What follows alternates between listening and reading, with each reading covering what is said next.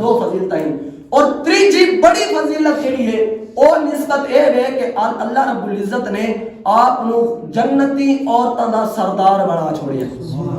اے ترائے فضیلت رب کائنات نے سیدہ طیبہ خاتون جنت حضرت فاطمہ الزہرا سلام اللہ علیہ نو ترائے فضیلت عطا کی. حضرت حذیفہ بن جمال رضی اللہ تعالیٰ عنہ حضور کی حدیث پاک سماعت فرماؤ. آپ فرماتے ہیں کہ میں حضور علیہ السلام کو ایک دن تشریف لے کے آیا تو حضور علیہ السلام بڑی خوشی دے عالم دے بیچ میں. حضور نے فرمایا حذیفہ بن یمان کیا میں تمہیں خوشخبری نہ دیواں؟ فرمایا جی حضور خوشخبری دو. کیونکہ آج دی محفل تنن ہوندی ہے نا اس وقت صحابہ کرام حضور علیہ السلام نے جڑن دی محفل ہوندی ہیں پڑھو ڈلے ہیں تے دین دی ہی گالاں ہوندیاں ہیں. حضور علیہ السلام دین دی گلاں صحابہ کرام نو سنائے دے ہر وقت. حضرت حذیفہ بن یمان فرماتے ہیں کہ میں حضور دی بارگاہ میں حضور بڑے خوش ہوں. حضور نے فرمایا حذیفہ بن یمان میں تو خوشخبری نہ سناواں؟ فرمایا جی حضور سناؤ خوشخبری سناؤ. فرمایا کہ اے فرشتہ آج میرے کول آئے خوشخبری سناواں رب دی بارگاہ دے وچوں اور او فرشتہ آئے جنوں زندگی دے وچ پہلی دفعہ موقع ملا ہے اس میری بارگاہ دے وچ آون دا. اور خوشخبری کیڑی لے کے آئے؟ خوشخبری یہ لے کے آئے کہ اللہ رب العزت فرما رہے ہیں کہ حضور تھوڑی لخت جگر اپنی بیٹی حضرت فاطمہ الزہرا سلام اللہ علیہ عنہ رب کائنات نے ایک اعزاز عطا کر چھوڑے. او کیڑا اعزاز ہے؟ وہ اے اعزاز ہے کہ رب کائنات نے انہوں خاتون جنتی عورتاں دا سردار بنا چھوڑے.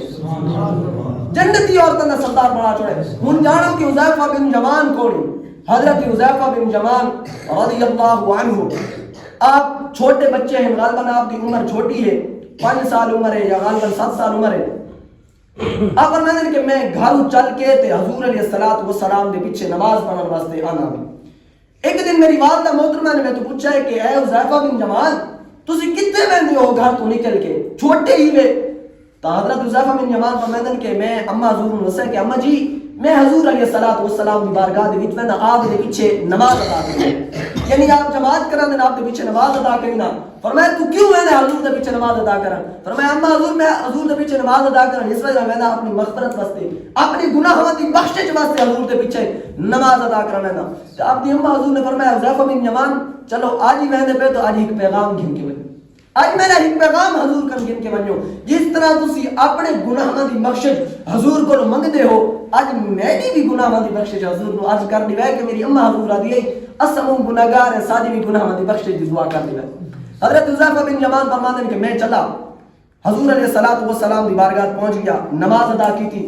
میں ہوں دل دے وچ خواہش رہ کے توجہ کرنا میں دل دے وچ خواہش رہ کے بیٹھا کہ حضور علیہ السلام دا معمول ہے عادت مبارکہ ہے کہ آپ جس ویلے نماز پڑھیں دیں نا سلام پھیر کے دعا منگ کے سارے اپنے نمازیاں دی صحابہ کرام دی حال احوال پوچھ دیں آپ دا حال پوچھ کے بعد اپنی بقیہ نماز ادا کریں گے. حضرت حذیفہ بن یمان فرماتے ہیں کہ میں خوشی دے وچ بیٹھا کہ حضور علیہ السلام جس ویلے دعا منگ کے حال احوال پوچھ سن نہ سارے صحابہ کرام تو ہن میں حضور نواز کر چھوڑا سا کہ حضور میری اما دا پیغام ہے. اما حضور فرماتے ہیں کہ میرے واسطے بخشش دی دعا کر چھوڑا. اس دن ایسا ہویا کہ حضور علیہ السلام نے سلام پھیرا دعا مانگ کے اپنی بقیہ نماز شروع کر دی. حضور نے حال احوال پوچھا ہی نہیں. حضرت حذیفہ بن یمان فرماتے ہیں میں پریشان میں کہ ایک ہی ماجرا ہو گیا میں اما حضور نال وعدہ کر کے آیا اما دا پیغام لے کے آیا کہ حضور کو بخشش دی دعا کروانی ہے. حضور دا جزیم ماجرا بنا دیتے آپ نے تے حال احوال پوچھا ہی نہیں. حالانکہ حضور جانتے ہیں الحمدللہ ساڈا عقیدہ ہے کہ حضور غیب دا علم جانتے ہیں. حضور جانتے ہیں کہ میرا صحابی حضرت حذیفہ بن یمان گھروں جو پیغام لے کے آئے اودے وچ بھی کوئی راز ہے.